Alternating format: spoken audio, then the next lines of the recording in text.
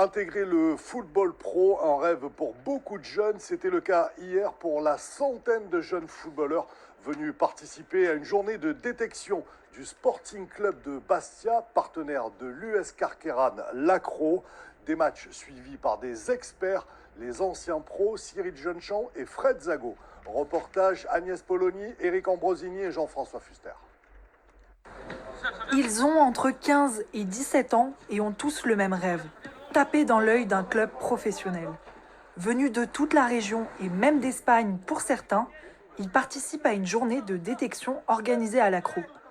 D'avoir aussi l'image et la confiance d'un club comme celui de Bastia, qui est quand même un club historique, avec un passé sportif important. Pour nous, c'est aussi une valeur ajoutée. 9, 11, 10 chez les Oranges. Fin du premier match, les éducateurs délibèrent. C'est quand même des profils de haut niveau, plus le gardien.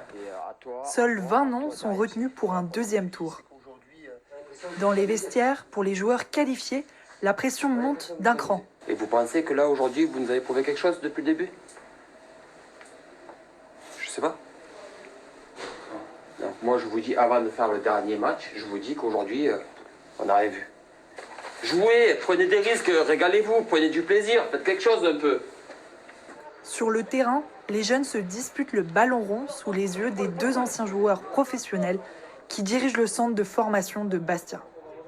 C'est pas sur un premier avis qu'il faut faire le choix. Donc voilà, là on les voit et ceux qui sont intéressants, on va les faire revenir une fois, deux fois, trois fois et pour essayer de se tromper le moins possible. C'est vrai que le foot, ça fait rêver, mais il y a très peu d'élus, notamment sur les détections comme ça. Il y a un pourcentage très faible qui sont recrutés, quoi.